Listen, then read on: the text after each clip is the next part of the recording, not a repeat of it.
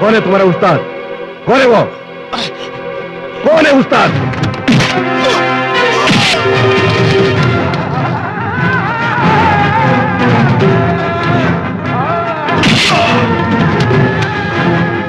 मैं हूं उस्ताद।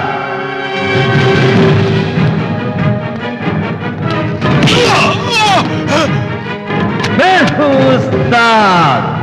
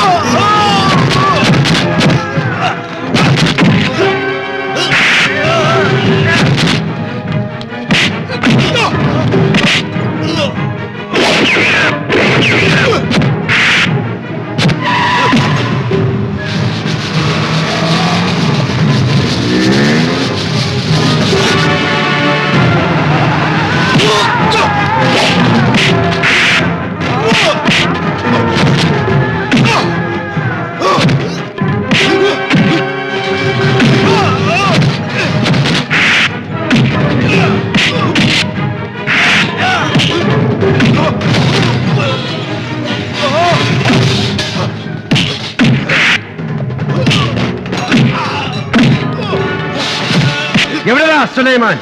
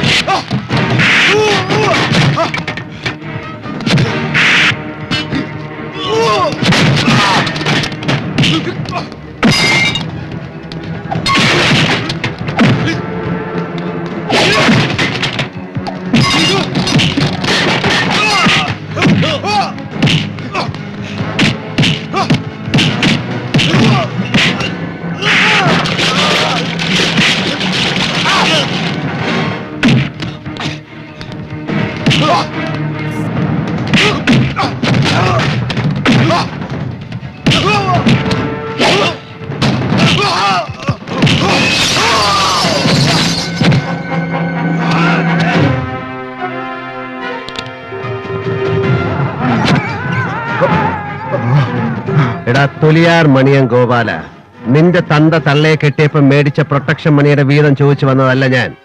യൂസഫ് ഷാ അസോസിയേറ്റ്സ് എന്റെ കൂടെ അധ്വാനം കൊണ്ടുണ്ടാക്കിയതാ. ഞാൻ ചോദിച്ച എന്റെ ഷെയർ മാത്രമാണ്. റെക്കോർഡുകളിൽ എന്റെ പേരില്ലായിരിക്കും, ഉണ്ടാവില്ല. പക്ഷെ സത്യത്തിന്റെ പുസ്തകത്തിൽ എന്റെ പേരുണ്ടാവും. പ്രൈമറി ക്ലാസ്സിലെ സാരോപദേശ കഥകളിൽ നീ പഠിച്ചിട്ടില്ലേ, ആദാമിന്റെ മകൻ അബൂന്ന്?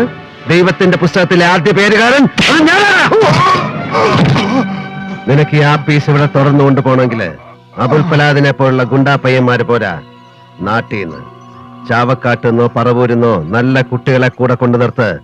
ഇവിടെയുള്ള ഒരുത്തനെ നമ്പാൻ കൊള്ളില്ല. പിന്നെ യൂസഫ് ഷാ ഞാൻ വന്ന് നിരത്തിയിട്ട് പോയി എന്ന് പോയി പറഞ്ഞ തിരിഞ്ഞവനും നോക്കില്ല.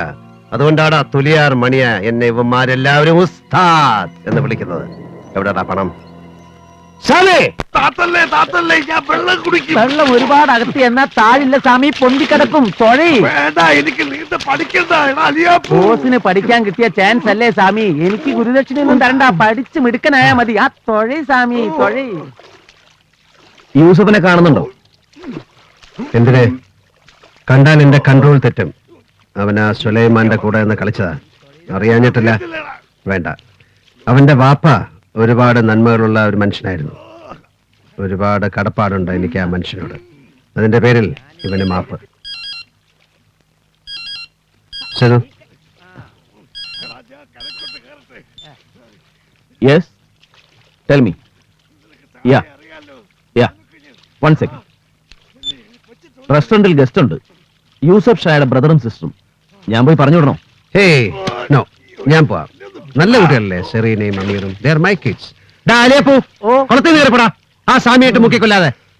ഏതു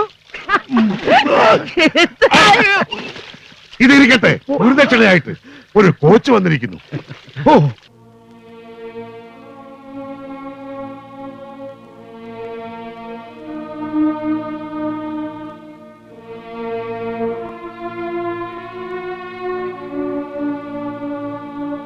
എന്താ അമീർ നിന്റെ അനിയത്തി പറയുന്നത്? സത്യ, എല്ലാം അറേഞ്ച് ചെയ്ത് കഴിഞ്ഞു. നാളെ രാത്രി അത് നടക്കും. എന്താ പറഞ്ഞ? അമീറിന് അനിയത്തി? അങ്ങനെയായില്ലേ? ഇപ്പൊ സറീന അമീറിന് മാത്രം അനിയത്തിയായില്ലേ? ഏയ് അല്ല മോളെ, അറിയാതെ നാവിൽ അങ്ങനെ വന്നു എന്നേ ഉള്ളൂ. സാരല്ല, ഇക്കയും ഞങ്ങൾ മറന്നല്ലോ. അത് സങ്കട. യൂസഫ്ക്ക് എന്തൊക്കെ ചെയ്താലും സങ്കടം വരില്ല. ചെയ്യും, എന്തും ചെയ്യും, മടിക്കില്ല. വാപ്പ മരിക്കും മുമ്പ് പറഞ്ഞിരുന്നു, യൂസഫ് നിങ്ങളെ കൈവിട്ടാലും നിങ്ങൾക്ക് വേറൊരുക്ക കൂടിയുണ്ടെന്ന്. ചേടാ മോളെ, എന്താ ഇത്? നിനക്കറിയാലോ, ഞാനിപ്പോ എല്ലാം പതുക്കെ നിർത്തി നിർത്തി നാട്ടിൽ സെറ്റിൽഡായി വരിക. അതിനിടെ നിങ്ങളുടെ കാര്യം മറന്നു പോകുന്നുണ്ട്, അറിയാം. ക്ഷമിക്കേ. ഞാൻ കുറ്റപ്പെടുത്തില്ല. ഇന്ന് തന്നെ ദാമീർ വന്ന് പറഞ്ഞു ഇവിടെ എത്തിയെന്ന്. എന്റെ കല്യാണത്തിന് ഞാൻ തന്നെ നേരിട്ട് ക്ഷണിക്കാന്ന് വിചാരിച്ചു. വരില്ലേ? കല്യാണം യൂസഫ് ഖാൻ നടത്തുമായിരിക്കും. പക്ഷെ അത് കഴിഞ്ഞ് ജീവിക്കണോ വേണ്ടെന്ന് ഞാൻ തീരുമാനിക്കും. സെറീന, എന്താ അമീർ, യൂസഫിന് ഭ്രാന്ത് പിടിച്ചോ? പണത്തിനോടുള്ള ഭ്രാന്ത. പണം ഉണ്ടാക്കാൻ പെങ്ങളെ അറബിക്ക് കെട്ടിച്ചു കൊടുക്കാൻ വേണ്ട? ഇക്കാക്ക് ഇതൊരു ബിസിനസ് കോൺട്രാക്ട് മാത്ര. ഈ ബന്ധം വഴി കിട്ടാൻ പോകുന്ന ബിസിനസ് ഡീലുകൾ.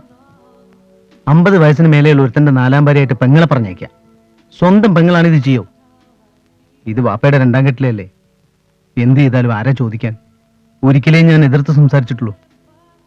പിസ്റ്റൾ എടുത്ത് ചൂണ്ടിട്ട് ഇറങ്ങിപ്പോവാൻ പറഞ്ഞു എന്നോട്. ഞാൻ കൂടെ പോയാൽ സെറീനയുടെ കണ്ണീര് കാണുമ്പോൾ പോകാൻ വയ്യ. വാപ്പ മരിക്കുന്നതിന് മുമ്പ് പറഞ്ഞു വെച്ചൊരു ബന്ധമുണ്ട്. ആലം ഷാ അങ്കിളിന്റെ മകൻ ഫൈസൽ. അവനിപ്പോ MBBS കഴിഞ്ഞു. വലിയ ഫൈനാൻഷ്യൽ ബാക്ക്ഗ്രൗണ്ട് ഒന്നുമില്ല. അതൊന്നും വേണ്ടല്ലോ, ഇവക്കും അവന് ഇഷ്ടം. അവന്റെ ഇപ്പോഴത്തെ പൊസിഷൻ എന്താ ഫൈസലിന്റെ? അവന്റെ ഫാമിലി? യൂസഫ് ഖായ അവർക്കും പേടിയാ. എങ്കിലും ഇവൾ ഇറങ്ങിച്ചെന്നാൽ അവനും അവന്റെ കുടുംബവും കൈ നീട്ടി സ്വീകരിക്കും. അതിനുള്ള ധൈര്യമൊക്കില്ലല്ലോ. ധൈര്യമിട്ട് കൊടുക്കാൻ എനിക്ക് കഴിയുന്നുമില്ല. ഞങ്ങൾക്കിതെല്ലാം വന്ന് പറയാൻ മറ്റൊരാളില്ല. സെറീന, നീ തിരിച്ചു വയ്ക്കോ. അമീർ, അവളെ വിളിച്ചോണ്ട് പോ. എന്തെങ്കിലും ചെയ്യുവാൻ ഒരു ദിവസം നമ്മുടെ മുന്നിലുണ്ട്. പ്രാർത്ഥിക്കും മോളെ. നിസ്കാരപ്പായിൽ നിന്ന് എഴുന്നേൽക്കാതെ പടച്ചവനെ വിളിച്ച് പ്രാർത്ഥിക്കേ. നിന്റെ കണ്ണീര് ഈശ്വരൻ കാണും, നിന്റെ പ്രാർത്ഥന കേൾക്കും. വയ്ക്കോ, ചെല്ല്.